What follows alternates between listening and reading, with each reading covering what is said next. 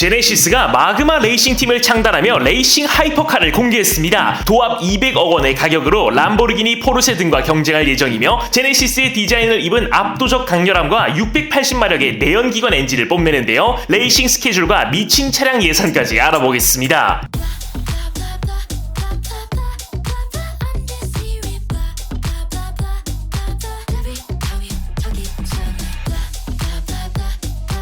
최근 제네시스는 두바이에서 제네시스 마그마 레이싱팀을 출범하며 한글 마그마의 초성 미음 기역 미음을 따온 레이싱팀 로고와 프로토타입 차량, 드라이버 등을 공개했습니다. 제네시스의 이런 행보는 전 세계의 주목을 끌고 있는데요. 당연히 그럴 것이 과거의 현대차 그룹은 그저 저렴한 차를 만드는 브랜드였지만 2015년 N브랜드의 공개 이후 9년간 WRC와 TCR 대회를 주름잡았고 파이크스 피크 힐 클라임 대회에선 양산형 전기차 최고 기록을 달성하는 등 꾸준히 데이터와 경험을 축적했습니다.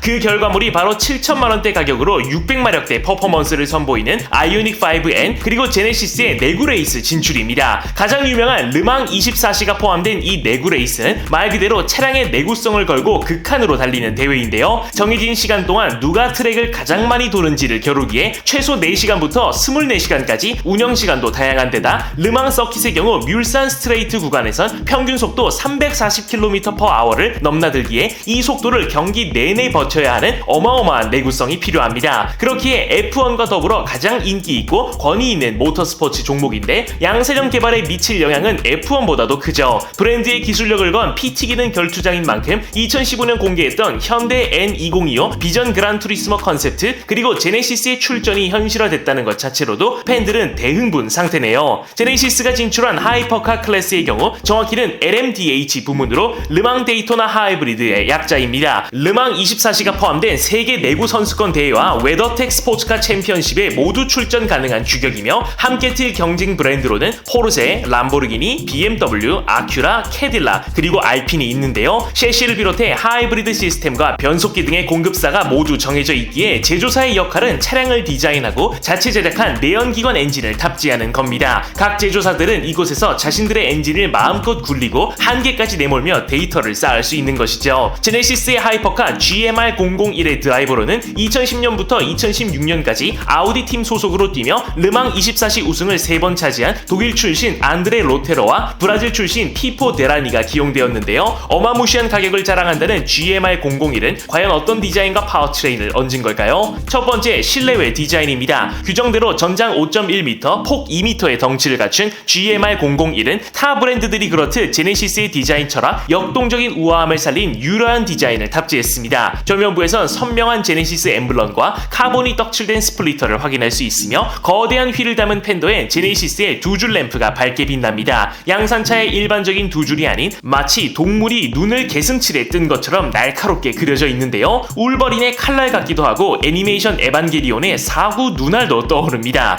잠시만요. 약정 끝난 인터넷, 정수기, 휴대폰 가만히 두면 128만원 손해. 휴대폰 전환지원금 50만원에 인터넷 TV 48만원, 가전 렌탈 30만원, 전화 한 통에 설치 당일 입금.